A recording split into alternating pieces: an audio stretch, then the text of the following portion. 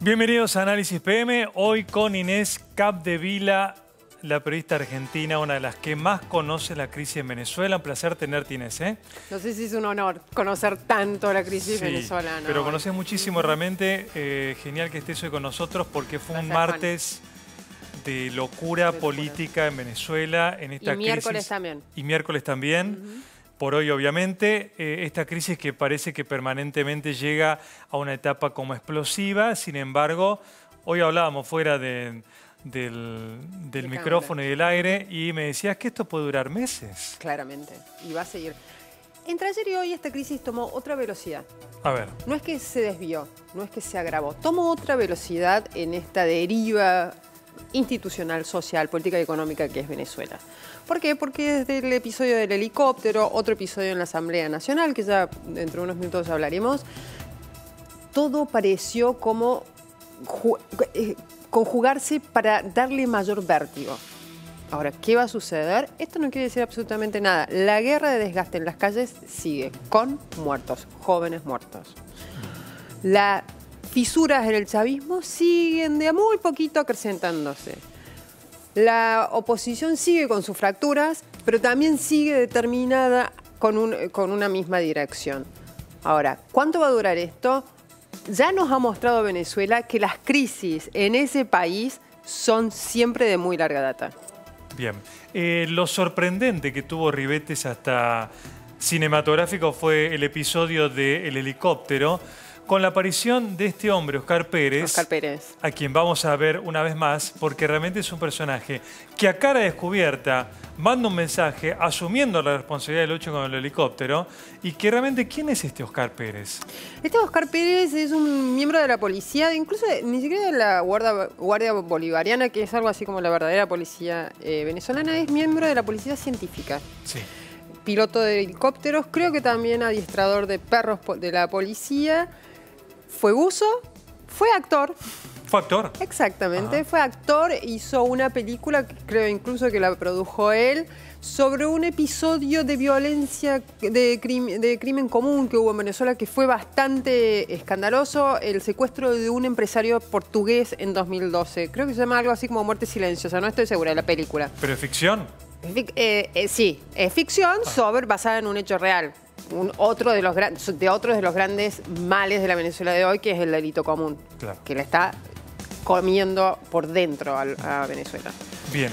¿Y este hombre a quién responde? ¿Efectivamente es quien dice ser? Mira, es la pregunta del millón hoy en Venezuela. Venezuela tiene todos los días una pregunta del millón que nadie puede responder. Hoy es, ¿a quién responde Oscar Pérez? Hay varias versiones, cada bando de la crisis tiene la propia. Para el gobierno de Nicolás Maduro responde claramente a la oposición, la inteligencia norteamericana, la CIA, por supuesto, y algún complot internacional que no le han puesto origen todavía. Eso creo.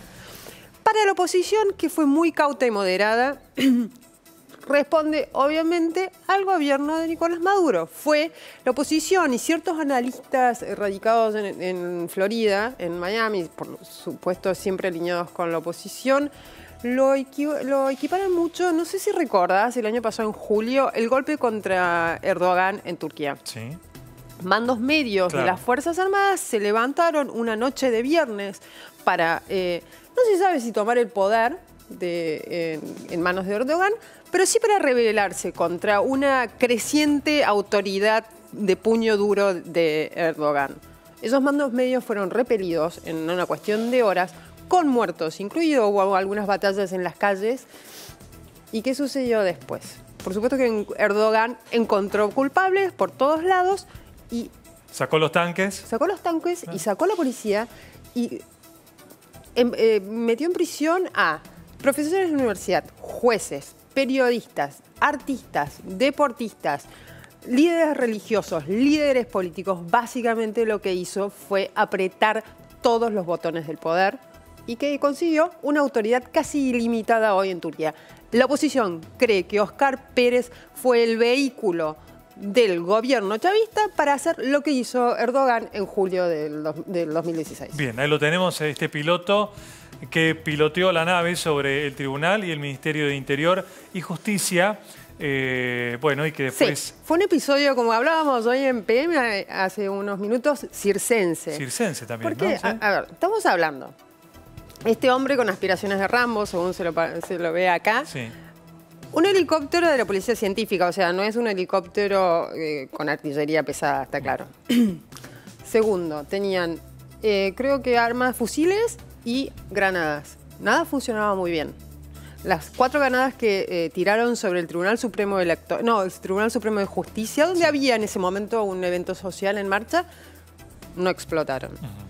Los disparos que hicieron sobre el Ministerio del Interior tampoco llegaron a dañarlo. El cartel que tenían era completamente críptico, era una sábana, como decía 350, en alusión, según él mismo dijo después, a un artículo de la Constitución de 1999, la hija directa de Hugo Chávez, que da pie a la rebelión civil, a la desobediencia civil. Claro. Entonces, él invocando esta desobediencia civil, llamaba a movilizarse a los venezolanos contra lo que más o menos describió como una tiranía del gobierno de Nicolás Maduro. Bien. Bueno, tenemos este personaje del momento de Venezuela, que dijiste es inspector del Cuerpo de Investigaciones Científicas también, un hombre bastante preparado, digamos. Sí, eso está claro. Piloto de helicópteros, buzo de combate, paracaidistas de caída libre, actor y productor de cine. Exacto, lo que hablábamos recién. No le falta nada. ¿Vamos a escucharlo? Exacto. Bueno, hablamos entonces de Oscar Pérez, este hombre que a cara descubierta lanzó esta proclama anunciando que esta facción venezolana aparentemente lucharía contra el chavismo. Queridos hermanos, les hablamos de parte del Estado. Somos una coalición entre funcionarios militares, policiales y civiles, en la búsqueda del equilibrio y en contra de este gobierno transitorio criminal. No pertenecemos ni tenemos tendencia político-partidista. Somos nacionalistas, patriotas e institucionalistas. Este combate no es con el resto de las fuerzas de seguridad de Estado. Es en contra de la impunidad impuesta por este gobierno. Es en contra de la tiranía. Tenemos dos opciones: ser juzgados el día de mañana por nuestras conciencias y el pueblo, o a partir de hoy librar de este gobierno corrupto a nuestra gente. Somos guerreros de Dios y nuestra misión es vivir al servicio del pueblo. ¡Viva Venezuela! ¡Viva! Bueno, Inés, ya cada vez se conoce más a este hombre, Oscar Pérez. Hay que ver qué pasa con él. ¿Qué pasa a partir de ahora con él? Si es una figurita medio televisiva o del cine, o si realmente tiene un peso importante, veremos. Lo que sí puedes contarnos ahora es sobre la interna dentro de Venezuela.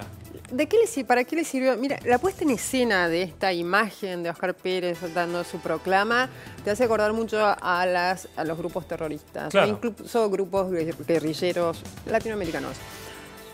¿Para qué le sirvió a Nicolás Maduro para hablar de un ataque terrorista? Iniciado el día, hubo incluso funcionarios del gobierno que dijeron, no, bueno, esto fue una especie de jugada individual, no pasó nada. Después se fue alineando el resto del gobierno detrás de este supuesto argumento del complot internacional y del ataque terrorista. Todavía no hablan de golpe de Estado, pero sí hablan de complot para destituyente. Si querés, creo que hay un informe que nos cuenta bien qué dijo Nicolás Maduro. Ahí lo escuchamos. ¿A vos también te habló? Si Venezuela fuera sumida en el caos y la violencia y fuera destruida la revolución bolivariana, nosotros iríamos al combate. Nosotros jamás nos rendiríamos. Y lo que no se pudo con los votos, lo haríamos con las armas. Liberaríamos nuestra patria con las armas. ¡Ay, tirar una bomba, tirar! ¡Marica!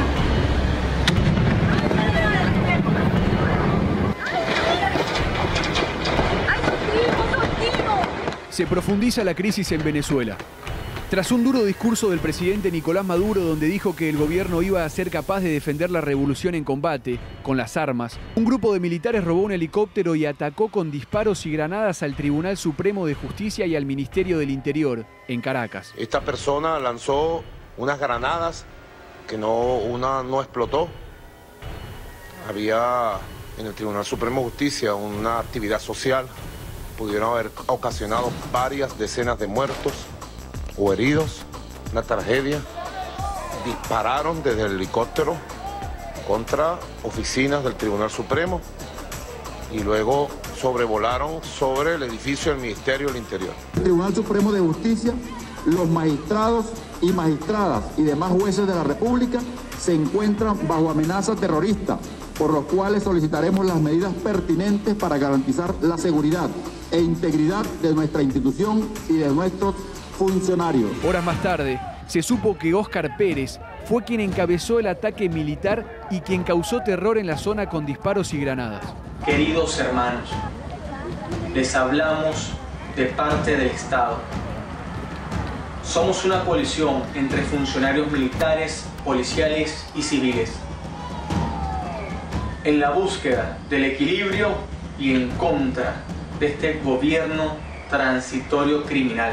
No pertenecemos ni tenemos tendencia político-partidista. Somos nacionalistas, patriotas e institucionalistas. Este combate no es con el resto de las fuerzas de seguridad de Estado.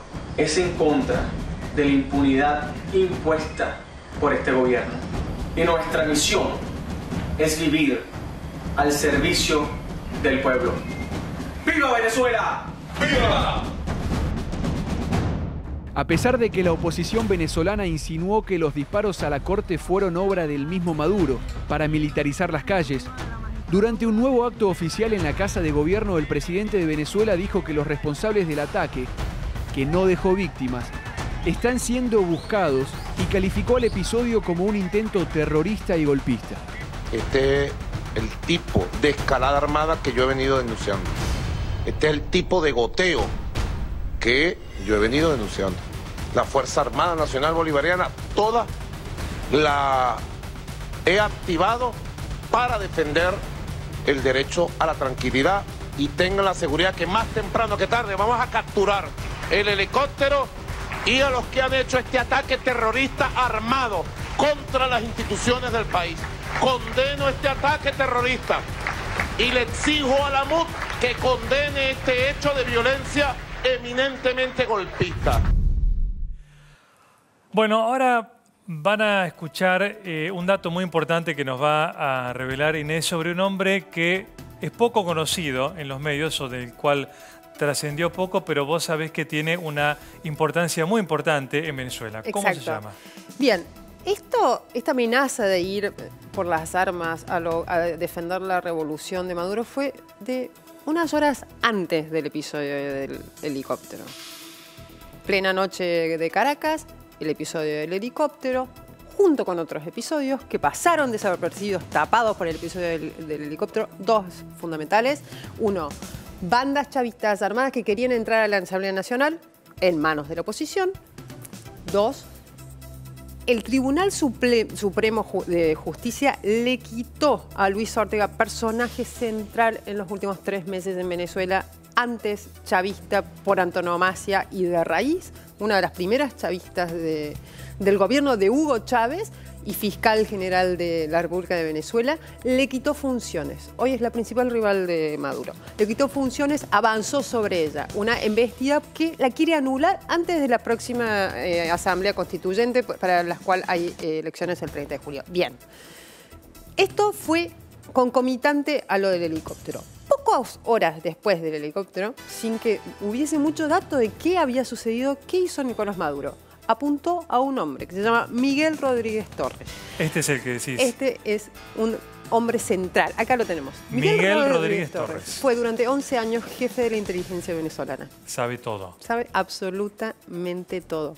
¿Cómo funciona el gobierno venezolano? ¿Dónde está la corrupción? ¿Cómo se maneja la economía oculta?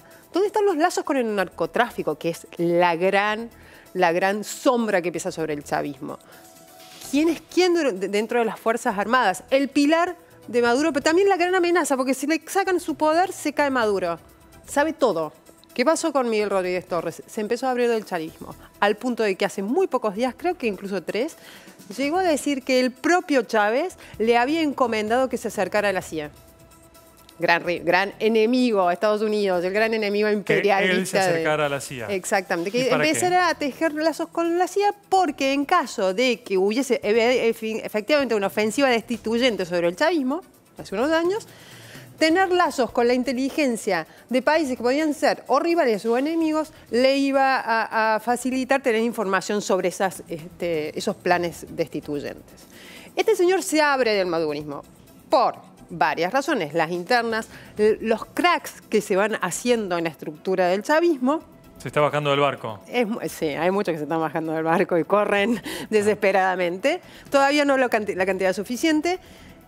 Sale a hablar. Ahora, esto que dijo no es tan grave. Es obvio que van a tener relación con la CIA porque las agencias de inteligencia de todo el mundo comparten información.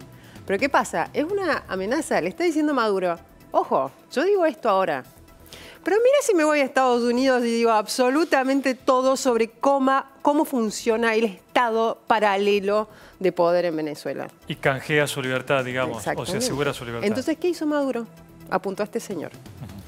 ¿De qué le sirve el incidente del helicóptero? De ajustar las tuercas alrededor de este señor, de desprestigiar, de decir, bueno, vos vas a hablar, te voy a manchar, de forma tal de que todo lo que digas sea tomado entre pinzas. Bien. Inés, ¿qué dijo la oposición sobre el bombardeo? Bueno, la oposición, como hablábamos recién, lo tomó muy moderadamente, obviamente que culpó al régimen, habló también, no hubo un mensaje al unísono, algunos dijeron, bueno, si esto está sucediendo, más allá de quién fue, quiere decir que hay una fisura en los mandos medios de las Fuerzas Armadas. Y eso es también podría ser muy significativo. ¿Por qué? El chavismo siempre, incluso con Hugo Chávez, siempre se ocupó de tener muy contentos a los mandos superiores de las Fuerzas Armadas. De esa forma, por ejemplo, tenés como 1000 generales en Venezuela, que está bien, tiene unas Fuerzas Armadas muy nutridas en cantidad de hombres, pero 1000 generales es una barbaridad para un país que tiene 30 millones de habitantes. Claro. ¿Por qué? Ascendiendo a general, vos le estás dando una serie de prerrogativas y poder a una enorme cantidad de militares. Los mantenés contentos. Hugo Chávez, militar él, sabía la necesidad de hacer esto para mantener el apoyo completamente cohesionado que siempre tuvo el chavismo y que siempre fue su pilar. Ahora, la oposición cree que este señor, Óscar Pérez, tal vez fue un títere, tal vez fue un loquito, pero sí hay algo sintomático, que es que en la Guardia Nacional Bolivariana, en la policía, aunque sea la policía científica, en las Fuerzas Armadas, los mandos medios están comenzando a rebelarse. Y eso para la oposición es muy importante, porque en esta guerra de desgaste que va para mucho tiempo más hacia adelante, la oposición toma las calles, pero además esa presión en las calles, a lo que se suma la presión internacional, también ir produciendo pequeñas endijas en las Fuerzas Armadas, ir atrayendo, aunque sea los mandos medios, le va ayudando a consolidar su poder y le va ayudando a limar el poder del chavismo. Porque también se van tejiendo relaciones personales y consecuencias, me refiero, hay 90 muertos. Exactamente. De los últimos 3 meses. 3 meses, desde fines de marzo. Hay muchos más de épocas anteriores. ¿No sería raro que alguno de estos muertos tenga algún vínculo, un parentesco, una amistad, con estas capas intermedias de la Fuerza? En algún momento, seguro, las muertes te tocan, Juan, porque son parientes, amigos, no vecinos estamos hablando conocidos. solo de muertes de protestas. Hay otra debacle venezolana, otra deriva, que es la que nos estamos olvidando, que es la deriva de la vida diaria. La mortalidad infantil subió un 30% de 2015 para 2016. Los homicidios se dispararon, incluso ya siendo altísimos, de 2015 para 2016. Los venezolanos, creo que alguna vez lo hablamos acá con Dolores también, Creo que perdieron, a causa de la crisis alimentaria gigantesca, por el desabastecimiento, por la precariedad de la economía venezolana, perdieron 9 kilos desde que llegó, en promedio, los venezolanos, desde que llegó Maduro al poder. O sea, estamos hablando de gente que no tiene comida para completar las 3 o 4 comidas diarias que recomiendan Naciones Unidas para no tener una crisis alimentaria. Eso, no tiene remedios. El 64% de los hospitales venezolanos no tiene comida para darle a sus pacientes. Menos aún remedios, menos aún tecnología de alta complejidad. La salud y la vida diaria ante el homicidio están colapsados. No es solo una crisis política, es una crisis social profundísima. Bueno, y enseguida vamos a volver después de este corte con Inés, porque hay un tema muy importante para hablar. El de la hermandad latinoamericana. Exactamente. ¿Qué pasa, hermano latinoamericano? ¿Qué Se pasa están preguntando nosotros, todos eso hoy. Con Brasil, con Chile, Uruguay, Centroamérica. ¿Qué pasa con esta hermandad de nuestro idioma, de nuestra historia común, que ve un país que se está hundiendo en la crisis más profunda de su historia y que por alguna razón la OEA no logra instalar de alguna medida que frene estas matanzas? Mira, Juan, a veces los hermanos se quieren mucho, otras veces se odian y otras veces se distancian y son indiferentes. Y esas 3 situaciones se encuentran hoy en respecto de Venezuela. Ya volvemos con Inés Capdevila en Análisis PM. Seguimos en Análisis PM con Inés Capdevila. Inés, nos quedó pendiente el papel que cumplen los hermanos latinoamericanos de Venezuela en esta crisis tan dura. Hay países a favor de Maduro, la minoría en contra también, la mayoría. Hay algunos que todavía no tomaron una posición muy determinada, que juegan un poco entre una y otra posición. Eso se cristaliza muy bien en cada sesión de la OEA, la Organización de Estados Americanos, que está conducida hoy por Luis Almagro, canciller de Pepe Mujica, cuando Pepe era presidente de Uruguay, de la izquierda. Pero ¿qué pasa? Es una de las voces más firmes y fuertes de la región en contra de Nicolás Maduro, a quien tilda directamente de dictador, al punto de haber ofrecido su propio cargo la semana pasada a cambio de la salida de Nicolás Maduro del poder. En la OEA se manifiestan todas estas rivalidades, todas estas alianzas. ¿Cómo? La semana pasada hubo precisamente un voto, a ver si los cancilleres lograban, después de tantos meses de tensión, ponerse de acuerdo para condenar lo que sucede en Venezuela. No estamos hablando de sancionar, estamos hablando de condenar. Ni siquiera. Ni siquiera. ¿Qué sucedió? Necesitaban 23 votos, 2/3 de la mayoría. Tenían los votos atados, pero llegó en la entonces canciller Delcy Rodríguez, mano derecha de Nicolás Maduro, y empezó a gestionar. Y lo empezó a recordar a muchos países, entre ellos Nicaragua, El Salvador, los países del Caribe. ¿Qué pasa? Venezuela les prestó mucha plata en forma de efectivo o en forma de barriles de petróleo cuando el petróleo estaba altísimo y Venezuela tenía muchísima riqueza, una riqueza inconmensurable que le permitía ser muy pródigo hacia adentro de Venezuela y muy pródigo hacia afuera de Venezuela. ¿Qué pasa? Le empezó a recordar eso. ¿Qué sucedió? Los votos cambiaron. Entonces, no se les logró llegar a los 23 votos que horas antes habían estado firmes para condenar a Venezuela. Y eso refleja un poco cómo se van gestando las alianzas. Hoy Maduro, después del supuesto atentado terrorista, llamó a la región a hablar, a declararse, a condenar esto que había sucedido. Nadie lo hizo abiertamente. Porque, sí, por ejemplo, tomemos la reacción de Brasil. Un Estado que cambió mucho su posición cuando cambió el gobierno. La postura de Michel Temer claramente no es la misma que tenía Dilma Rousseff. Dilma Rousseff condenaba mucho tras bambalinas a Maduro, pero públicamente tomaban una posición cercana. No de aceptar lo que sucedía, pero cercana. Ahora, Michel Temer se alineó mucho con la postura del gobierno argentino Mauricio Macri. O sea, de abierta confrontación, abierto rechazo y abierta condena.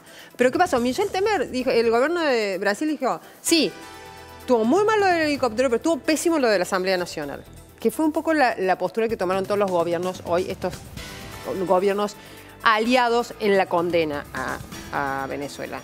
Él quiere que por primera vez en mucho tiempo la región salga a respaldarlo. No va a suceder. Maduro ya perdió incluso el aval público de aliados como Ecuador, Bolivia. Exacto. ¿Qué pasó? Ecuador, Bolivia, incluso El Salvador, eran los más vocales en su defensa de Venezuela. Hoy no tanto. Pero queda Nicaragua. ¿Sabes cuánto le debe Nicaragua a Venezuela? Que Nicaragua fue el que gestó la oposición a la condena en la OEA. 3.500 millones de dólares. Claro. Eso se paga con un 27% de su PBI. Claro. El gobierno argentino empezó su gestión, el gobierno de Macri, con críticas duras. Ese frente, Macri parece que lo dejó un poco en suspenso porque, bueno, también tenemos nuestros problemas acá. Exacto. Y quedó medio solo encabezando esa voz, ¿no? O por lo menos un poquito fluctuante la postura de... las críticas, ¿verdad? Antes de asumir la presidencia, Mauricio Macri era mucho más firme en su oposición al régimen de Nicolás Maduro de lo que fue cuando asumió. Sí. Un poco influido por la moderación de Susana Malcorra, al punto de que varios votantes de Cambiemos le recriminaban a Malcorra que ella había adoptado una posición extremadamente moderada y hasta tibia con Venezuela, porque no quería poner en peligro su postulación a secretaria general de las Naciones Unidas. Entonces, por eso fue demasiado diplomática. Y eso aguó un poco la postura argentina. Ahora hay que ver, se fue solidificando nuevamente a lo largo de los últimos meses, en especial con este nuevo brote de violencia desde el 31 de marzo hacia ahora. Ahí se fueron incluso alineando absolutamente todos, sobre todo de la mano de Perú, que también con el nuevo presidente, con Kaczynski, que es también de centro derecha, adoptó también una posición de fuerte rechazo. Ahora, una voz que parece demasiado silenciada en la región es la de Estados Unidos. Bueno, Obama en su momento tuvo sus intensas discusiones con Chávez y Trump deja más en la región, por eso te planteaba que esperan... Trump tiene una postura muy ambigua como con todo en la región. Sí, porque recordemos, como lo dijiste vos ya, que el petróleo venezolano sigue yendo a Estados Unidos. Sí, sigue siendo refinado en Estados Unidos en grandes cantidades. Igualmente se cree que está evaluando nuevas sanciones el gobierno de Estados Unidos contra Venezuela, que eso le duele mucho al gobierno venezolano, ¿eh? Las sanciones no son menores, pero no hay una postura pública de condena. No hay una postura pública de condena, salvo algunas declaraciones. ¿Te animás, Inés, a vaticinar para Maduro un final oscuro, incierto en el tiempo, pero oscuro? Mira, vos que me decías que yo sabía mucho de política internacional, yo soy malísima con los vaticinios, soy malísima, así que yo no prefiero evitar los pronósticos. Creo que es oscuro el futuro de Nicolás Maduro, pero también es oscuro el futuro de todo Venezuela. Que esta crisis y esta guerra de desgaste entre oposición y Maduro va a seguir unos meses más y el nuevo gobierno, sea chavista, sea de transición o sea opositor, va a tener una tarea descomunal por encima solo para poner de pie a Venezuela. Bien. Gracias, Inés. Gracias a vos, Juan.